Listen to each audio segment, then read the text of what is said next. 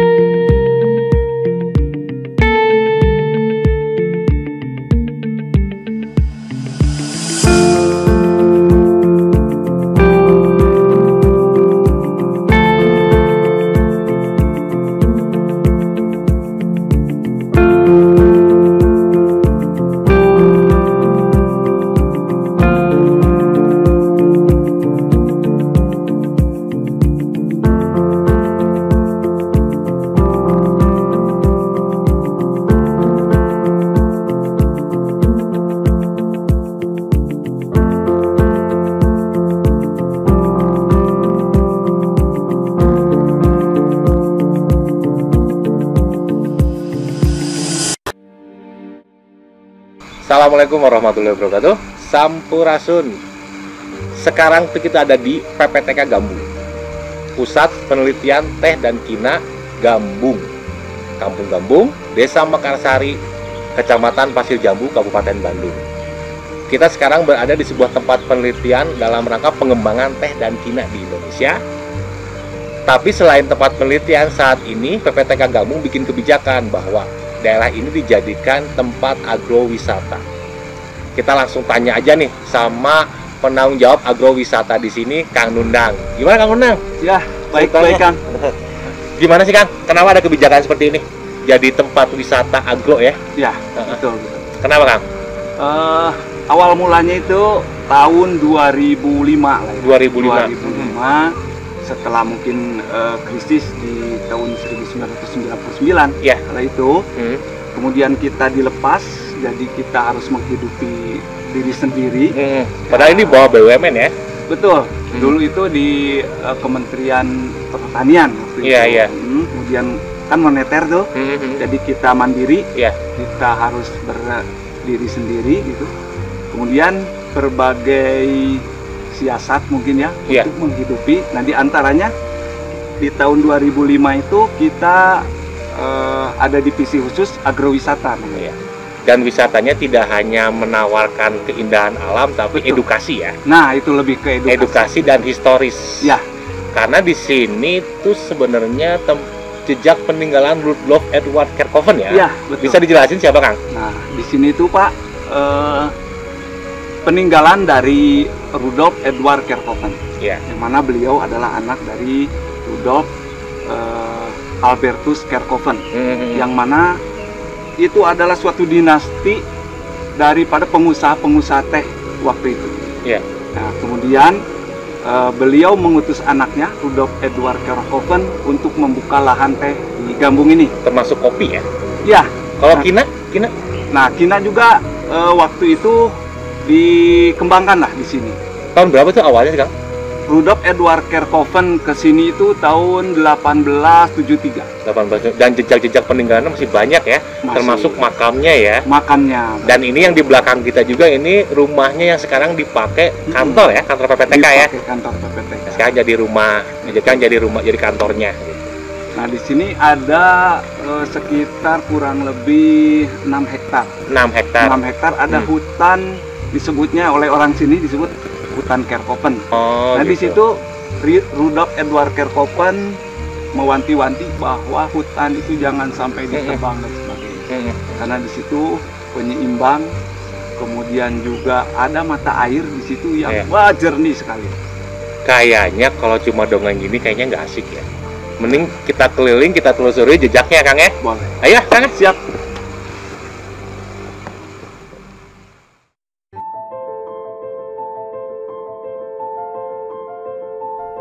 Tanaman teh pertama kali masuk ke Indonesia pada tahun 1684 dalam bentuk daun teh dari Jepang yang dibawa secara bertahap sejak tahun 1728.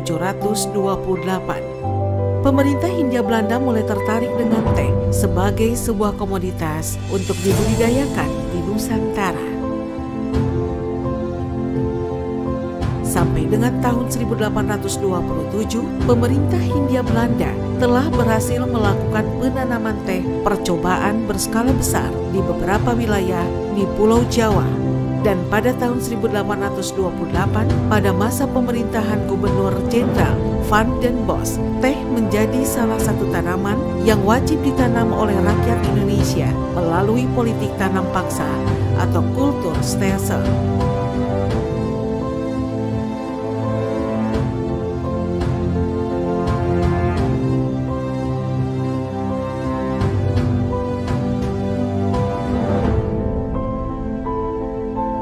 Pada tahun 1870, pemerintah kolonial Belanda menerapkan kebijakan liberalisasi ekonomi. Pemberlakuan undang-undang ini mengubah Priangan menjadi daerah tambang emas hijau. Banyak tanah di Indonesia disewakan kepada para pengusaha teh Belanda. Sejumlah pabrik pengolahan teh mulai didirikan untuk mengimbangi perkebunan teh yang semakin banyak dan menjadi awal tonggak kesuksesan para pengusaha perkebunan sejak politik tanam paksa dihapuskan.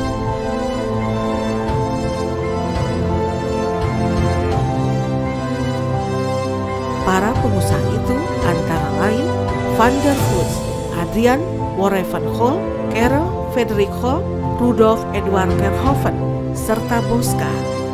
Keberhasilan tersebut membuat kelimanya dijuluki de Tichonker van Vreanger atau para pangeran kerajaan teh di Priangan. Tercatat sampai dengan tahun 1930 dari 286 perkebunan teh yang berada di Pulau Jawa, sebanyak 249 kebun diantaranya berada di wilayah Priangan. Sejak itu teh hasil perkebunan di Priangan mulai diekspor ke berbagai negara di benua Eropa.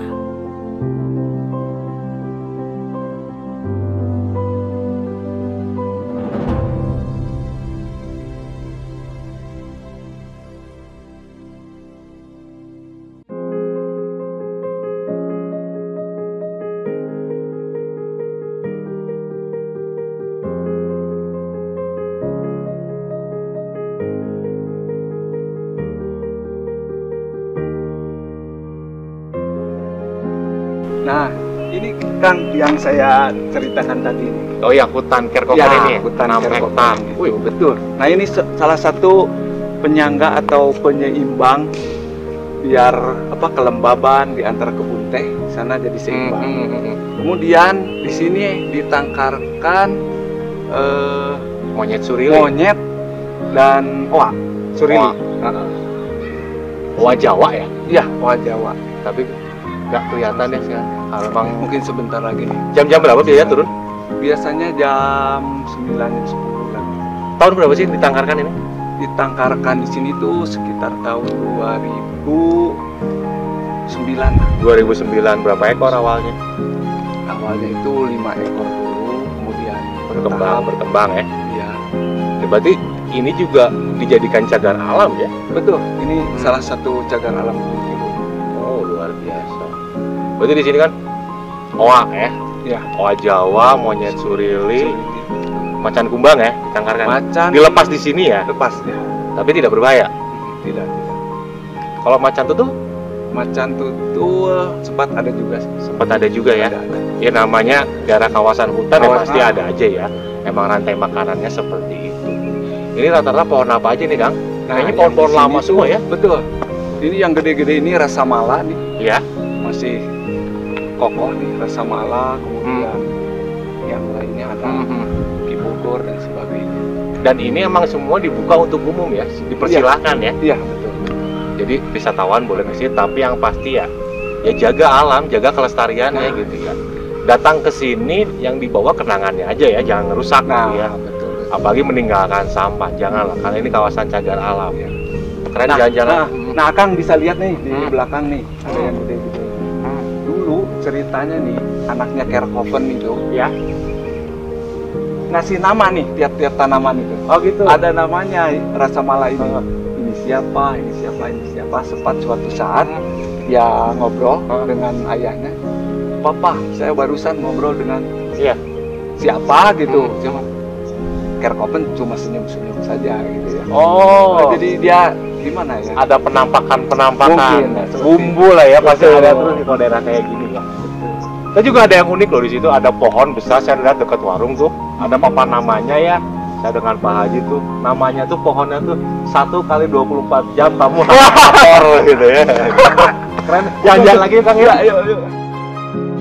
Nah, Kerkopen itu sendiri kan sangat berbaur dengan warga di sekitar sini. Seperti apa tuh? Ya, seperti misalnya berburu bersama gitu ya dengan warga, kemudian ada suatu kolam itu di bawah itu di tanam ikan, jadi setiap kali hari raya besar itu ngambil bareng. Jadi emang benar-benar beliau tuh berbaur ya. Iya, Tidak menunjukkan bahwa saya ini bangsa kulit putih. Nah itu. Jadi benar-benar kenapa beliau bertahan begitu lama di dalam? dia bisa memanusiakan manusia. Memperlakukan manusia itu seperti luar biasa. Di lapangan inilah Kerkhoven mengajarkan anak-anaknya untuk dapat berbaur dengan pribumi. Kerkhoven mengajarkan putra-putrinya untuk tidak berperilaku sebagai anak seorang juragan. Dalam berpakaian pun, Kerkhoven mengajarkan anak-anaknya untuk berpakaian adat Sunda.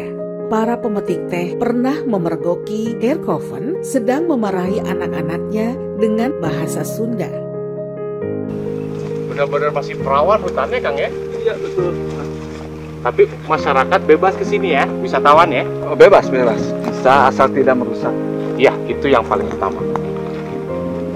Nah, ini adalah tempat penangkaran owa Jawa dan surili. Awalnya dulu di sini ya? Betul. Jadi sebelum monyet-monyet itu dilepas liarkan, mereka disimpan dulu di sini. Istilahnya dihabituasi dulu di sini. Mereka beradaptasi dulu di sini. Iya, betul.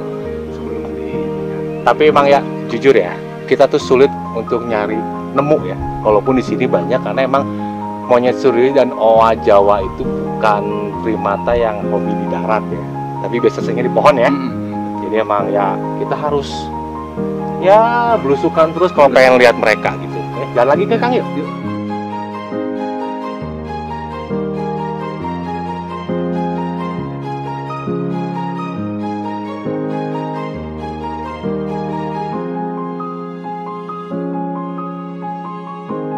Kerkhoven datang ke Gambung sebagai pengusaha muda pekerja keras. Bersama masyarakat setempat, ia mengubah lahan kopi sisa masa politik tanam paksa yang terbengkalai menjadi lahan teh di kaki Gunung Tilu di bulan November 1873. Hingga akhirnya berhasil membangun usaha perkebunan yang menghasilkan teh berkualitas di Gambung. Selain dikenal sebagai preanger planter, Kerkhoven juga terkenal sebagai sosok yang dermawan. Bersama-sama dengan Boska, beliau banyak memberikan sumbangan aktif untuk kemanusiaan, pendidikan, dan ilmu pengetahuan, seperti menjadi donatur rumah sakit dan pembangunan lembaga kanker di Bandung, serta donatur pembangunan panti lepra di Plantungan, Jawa Tengah. Selain itu, pria yang lahir di Avres, Belanda 25 April 1847 ini dikenal juga sebagai suami, ayah, pengusaha yang baik, serta sosok idealis yang menjauhi sifat hura-hura. Bagi masyarakat pribumi di sekitar Priangan, Kerkhoven dan keluarganya dikenal sebagai sosok yang mulia dan humanis, peduli terhadap kesejahteraan pekerja, dan selalu menjalin hubungan yang baik dengan masyarakat Parahyangan saat itu. Dalam kesehariannya, beliau selalu menggunakan peci, tidak minum alkohol, dan makan babi, serta secara berkala mengadakan doa bersama sesuai keyakinan masyarakat setempat sebagai bentuk penghormatan kepada penduduk lokal. Nah ini Kang, tanaman teh yang dulu pas Kerkhoven datang sini, lalu ditanam itu. Nah, kalau tanaman teh jenis Asamika ini dibiarkan, akan tinggi seperti ini dan besar. Jadi ini pohon teh ya? Iya. Tadi kita lewat ya. Kita nggak, saya juga nggak tahu ternyata pohon teh itu bisa sebesar ini ya. Ini hampir kurang lebih 12 meter ada. 12 meter. Iya. Ada usianya 100 tahun ada ya? Ada. Oh, Di ini aja dari ini lingkar ini gede. dan ini beliau yang nanam juga. Iya. Ternyata ya, pohon teh tuh kalau dibiarkan sebesar ini ya. Iya. Nah, beliau itu membawa 2 jenis teh Kang. Pertama jenis Asamika seperti ini, yang mana bentuknya ini seperti pohon. Ya. Nah, kemudian ada jenis Sinensis yang asalnya dari China, Kalau Asamika dari mana? dari India, Sri Lanka.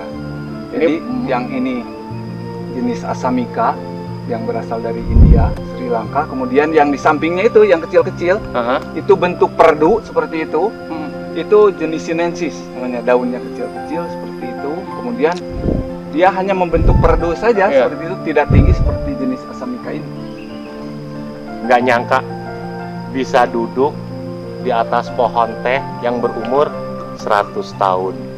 Lebih ya? Lebih. Luar biasa. Nggak semua orang bisa mengalami pengalaman kayak saya kayak gini. Keren. Ternyata benar ya. PPTK Gambung itu menawarkan sebuah konsep agrowisata yang menarik.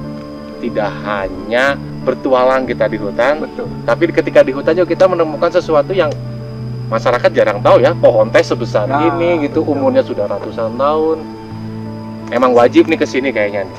Selain menghilangkan penat, Betul. kita mendapat Iya. ilmu.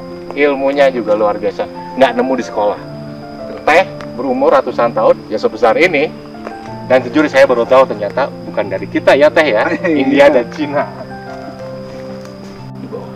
Kalau teh hutan cita rasanya Cita lain rasanya, ya. betul. Cita rasanya. Dibanding kalau dengan vegetatif. Kalau vegetatif kan hampir sama lah dengan induknya gitu. Hmm. Kalau yang di hutan tuh cita rasanya cita rasa macan kumbang. Jalan lagi Kang. Ayo.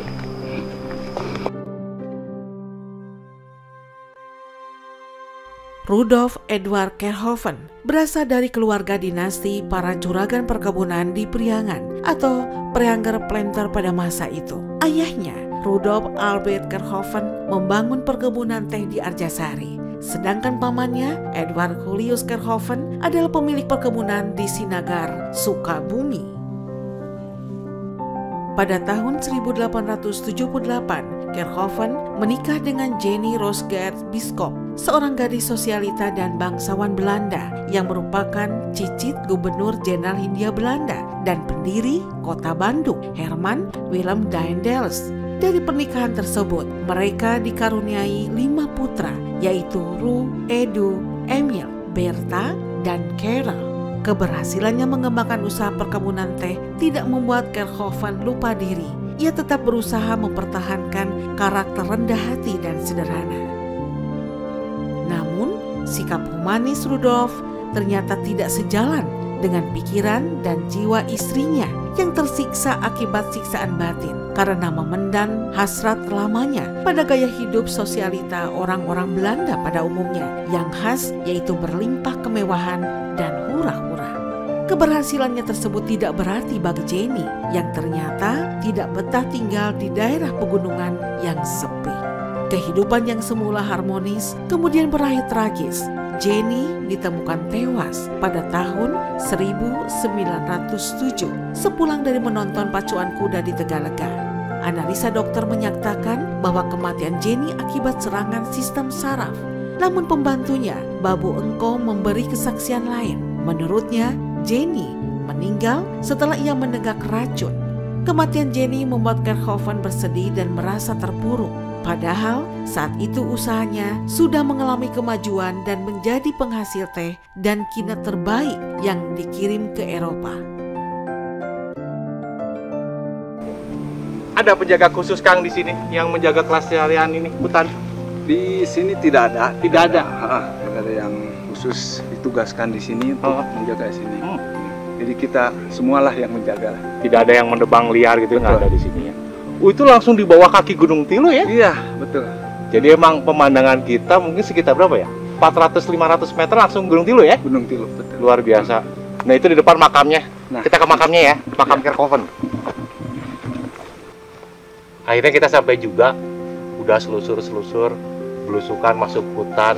peninggalan Kerkhoven. Sekarang kita udah ada di makam beliau Edward Kerkhoven dan istrinya. Bisa ceritain sedikit, Kang? Gitu. Nah, yang ini adalah makam Rudolf Edward Kerkhoven. Kemudian yang atas, nah kemungkinan itu adalah guru spiritualnya beliau. Iya. Karena kan setiap seperti Bosca ada guru spiritualnya, misalnya Sibah Jangkung namanya. Kemudian kemungkinan R.E. Kerkhoven juga mempunyai lah ya. Ya itu juga, tapi masih dipertanyakan ya. Betul. Makam yang satu lagi itu karena emang tidak ada namanya, tidak ada apa-apa Ya, nama. tidak. Tahun berapa meninggalnya Kerkhoven? Beliau meninggal tahun 1918. Sakit. Sakit. Tapi dengan meninggalkan ini ya sebuah mahakarya ya. Betul.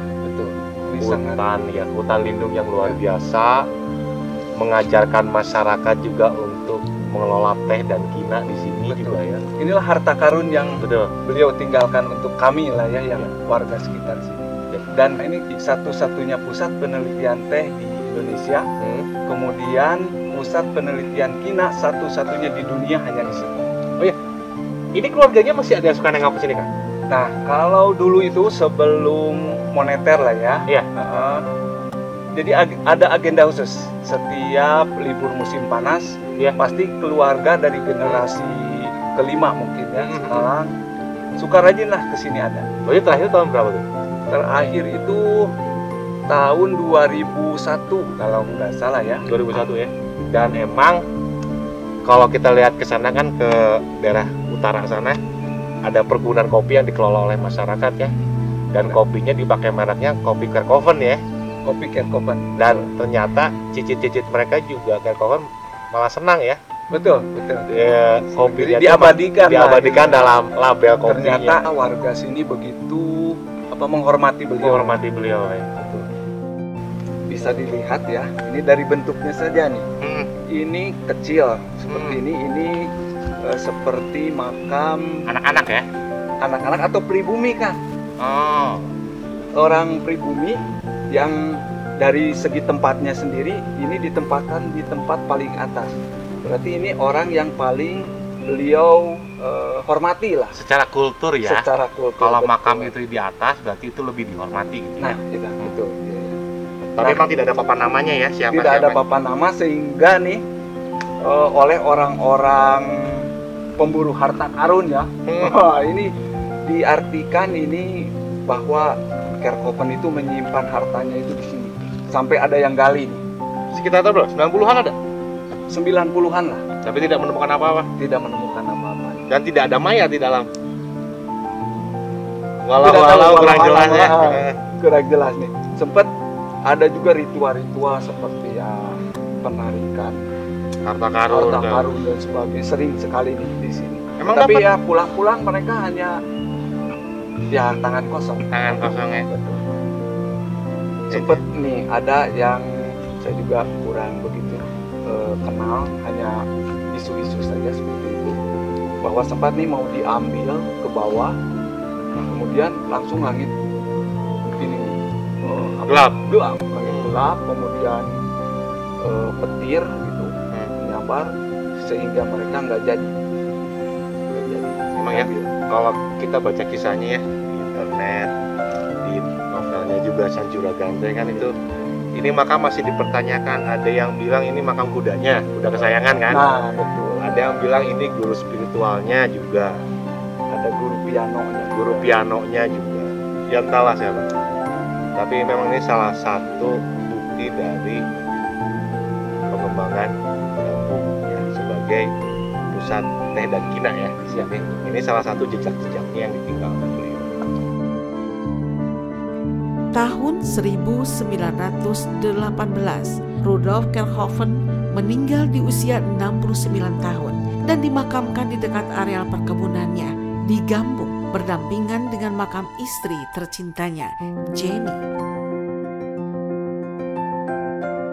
Salah satu peninggalan dari Kerkhoven di Gambung adalah pengelolaan mata air Gambung. Lokasi mata air tersebut terletak di tengah-tengah hutan cagar alam peninggalannya. Sebagai seorang sarjana teknik, sejak awal memang Kerkhoven telah membuat perencanaan yang matang dalam mengelola alam Gambung, baik dari penataan perkebunan, saluran air, dan lain-lain, sehingga manfaatnya masih bisa dirasakan oleh masyarakat sampai saat ini. Mata air Gambung tersebut saat ini menjadi salah satu produk air kemasan mineral dari PPTK Gambung.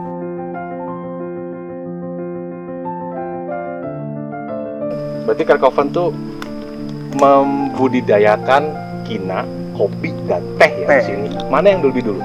Melanjutkan pertanaman kopi yang Dari sisa VOC. Karena emang juga dulu kan sebagai wilayah ini ya tanam paksa ya. Ya, Kultur stelsel itu. Stelsel itu betul. Jadi sudah tercium nih sejak abad 17 nih bahwa tempat ini subur sekali. Nah, maka diwajibkan ditanam kopi. Kemudian waktu itu terjadi perubahan iklim mungkin ya. Iya. Sehingga tanaman kopi itu mati akibat penyakit karat daun dan busuk akar. Kemudian mereka tinggalkan lah. Nah, setelah itu baru masuk Kerkoven sini melanjutkan dulu. Ternyata kopi tidak begitu menjanjikan, Ya. sehingga menanam teh dan kina. Habis ini kemana Kang? Kita langsung melihat ke tanaman teh yang ditanam Yang 1 lalu? abad yang lalu, sekitar setengah hektar. Setengah hektar. Kayaknya kalau itu buat wisata keluarga ya di situ ya. Iya, betul. Wah, keluarga ngeliwat di sana. Kita coba ya nonton Ayo. ya sana yuk. Masuk yuk. Yuk.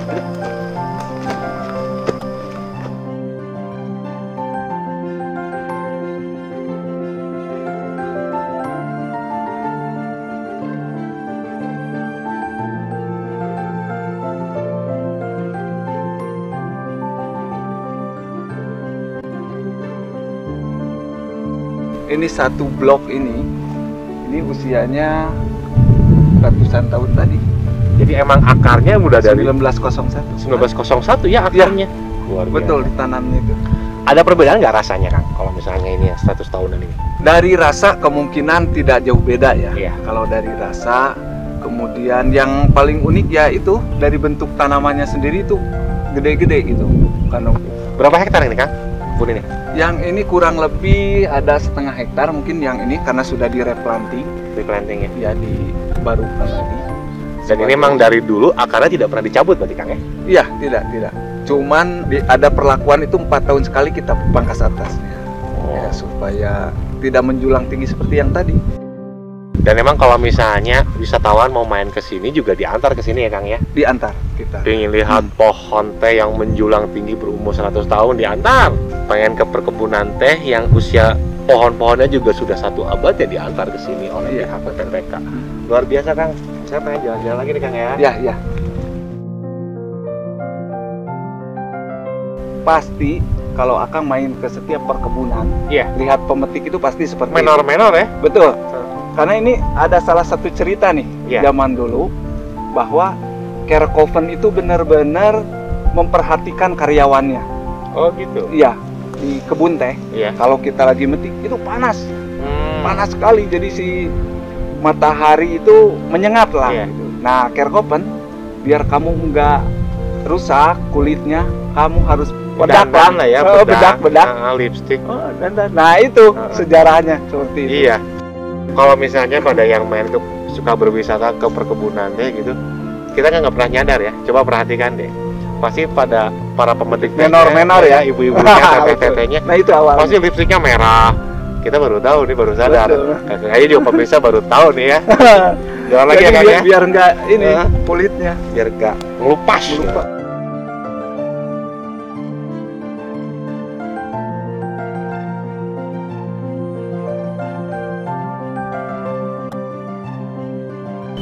PPTK Gambung tuh udah menyediakan tempat untuk kita menginap. Kalau kita emang senang di alam menginap, sudah ada bumi perkemahan Ranca Cangkuang di bawah. Betul. Tapi kalau misalnya tidak mau berkemah, bawa keluarga, PPTK Gambung juga sudah punya wisma di sini. Ada berapa kamar kan di sini wisma? 10 kamar. Berapa wisma kan? Ada 2. Nah, sama yang di bawah. Sama Di bawah sama juga 10 kamar. Boleh dilihat Kang, fasilitasnya apa aja Kang? Boleh. Ayo. Harga murah meriah Kang? Murah meriah. Murah meriah ya. Oh, gaya-gaya tahun 70-an ya? Betul. Gaya-gaya, zaman Ahmad Albar masih gondrong. Nah, yang istimewa ini nih, yang sering diburu nih, perapian. Perapian di sini. semua, jadi ruangan ini hangat. Berapa ini Kang di sini Kang? Semalam? Ya. Ya, ini ada 5 kamar VIP namanya, ini karena gede-gede. Ini di rate 380. Fasilitasnya water heater di tiap kamar. Ya. Kemudian bisa wifi. Wifi juga ada ya. Betul. Nah, karena sekarang pandemi ini, Iya. satu kamar hanya 250.000. Kalau misalnya nih satu paket nih, satu wisma disewa gitu. Full booking ya. Full booking ya, full booking. 3.800.000. Ya. Berarti kalau yang ini sekarang nih di 2,5 juta lah. Family gathering kayaknya asik banget di sini. Itu dia, betul. Suasana ini ya, 70 tapi Eropa gitu ya. Kolonialnya kerasa, gitu, luar biasa. Ada barnya juga, minibarnya. Cuma di sini tidak menyediakan minuman keras ya Kang ya. Iya. Yang disediakan kopi gabung sama teh putih ya. Perjalanan luar biasa ya Kang ya. Betul. Saya sangat menikmati. Tapi ini hari udah siang, saya juga mau istirahat. Emang saya juga rencananya mau nginep dulu nih sehari di Wisma ini. Gitu. Nyoba ya. Nyoba dong gitu. Kalau misalnya sempet gitu main ke Kabupaten Bandung, nggak ada salahnya kok imbang ke sini ya. Menikmati wisata alam dengan edukasi ya. Edukasi. Di sini tuh luar biasa, agrowisatanya kena, edukasinya kena, gitu kan. Gitu. Wah pokoknya saya nggak bisa ngungkapin lagi dengan kata-kata, makanya saya mau nyoba nginep di sini deh sehari. Tapi ini terakhir nih Kang ya, kita kan nyusuli tadi sedikit sejarah Kerkhoven-nya gitu. Akang bisa nyimpulin nggak kenapa sebenarnya akhirnya Jenny nggak betah di sini? Karena ini tempatnya mungkin terpencil ya. Tempat terpencil, kebayanglah seorang sosialita begitu tinggal di tempat seperti ini ya. Apalagi dipanas-panasi oleh teman-temannya yang wah mungkin di ibu kota waktu itu ya, begitu ininya. Nah mungkin yang menjadi tidak betahnya itu di sini. Kalau saya berpendapat lain loh Kang. Gimana? Kalau buat saya kenapa akhirnya beliau kesepian gitu? Karena dulu nggak ada TikTok. Assalamualaikum. Ayo duluan Pak. Stop. Kasih impis.